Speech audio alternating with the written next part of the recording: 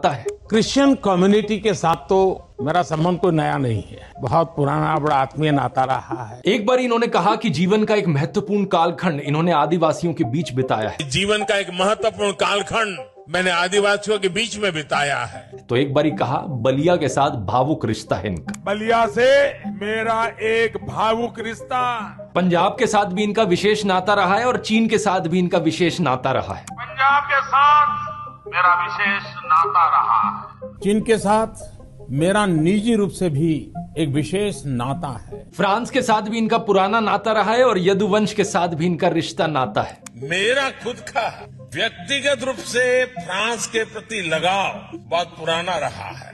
अरे यदुवंश के साथ तो हमारा रिश्ता है, हमारा नाता है। बंगाल से नाता जोड़ने के लिए इन्होंने कहा कि बचपन में ये कोलकाता की मेट्रो देखने आए थे। मैं बचपन में जब पहली बार कोलकाता आया तो एक आकर्षण था, जरा मैं मेट्रो देखूं। प्रॉब्लम बस ये है कि कोलकाता मेट्रो 1984 में शुरू हुई थी जब ये 34 साल के थे।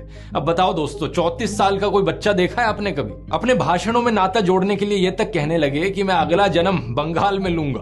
अगले जन्म में बंगाल की किसी माँ के गोद से पैदा होने वाला हूँ। उड़ीसा में जाकर कहते हैं कि ओडिशा को देश का नंबर 1 राज्य बनाएंगे और कर्नाटका में जाकर कहते हैं नहीं, हम कर्नाटका को देश का नंबर 1 राज्य बनाएंगे। उड़ीसा को देश का नंबर 1 राज्य बना सकते हैं। कर्नाटका को पूरे देश का नंबर 1 राज्य बनाने का लिए। बात समझ रहे हो ना दोस्तों? वोट पाने के लिए जहां जो बोलना पड़े वो बोला जाता है। हर एक राज्य में एक इमोशनल कनेक्ट बनाने के लिए वहां के लोगों के साथ एक नाता निकल कर आ जाता है। पूरे देश में यही स्ट्रैटेजी चलाई जाती है। उत्तर प्रदेश में बीजेपी गौ माता के नाम पर लोगों को इमोशनल करती है। ये कहते हैं कि गौ हत्या को अगर रुकवाना है तो हमें वोट करो। केरला में जाकर इसका उल्टा कहते हैं, अगर क्वालिटी बीफ चाहिए आपको तो हमें वोट करो। जब गोवा की बात हुई तो 2015 में अमित शाह ने खुद कहा था कि इनका देश भर में बीफ बैन करने का कोई प्लान नहीं है। अब जनता के लिए अच्छे काम करना यह भी एक तरीका है सत्ता हासिल करने का, लेकिन इतनी मेहनत कौन करे? काम के नाम पर या तो लोगों को सपने दिखाए जाते हैं या फिर नौटंकियां करी जाती हैं। गुजरात मॉडल, अच्छे दिन, गंगा नदी की सफाई, 100 स्मार्ट सिटीज, काला धन वापस लाओ, ये कुछ ऐसे सपने थे जिनकी एक्सपायरी डेट रीच हो चुकी है। डिमोनेटाइजेशन को देखो, 2016 में अमित शाह ने कहा था कि ये काले धन के खिलाफ सर्जिकल स्ट्राइक है। अगर ऐसा है तो नोटबंदी के नाम पे वोट क्यों नहीं मांगते लोगों से? 3 फार्म लॉज को याद करो। प्रधानमंत्री मोदी ने कहा था कि ये ऐतिहासिक चीज है किसानों के लिए। फिर जब मोदी सरकार ने इन्हें वापस लिया तो गोदी मीडिया वाले कह रहे थे कि ये मास्टर स्ट्रोक है इन्हें वापस लेना। तो अब वोट क्यों नहीं मांग रहे इस चीज पर? ना तो कृषि कानूनों पर वोट मांग रहे हैं, ना इनके वापस लेने पर वोट मांग रहे हैं। किसानों की आय दुगनी करने की बात करी थी इन्होंने,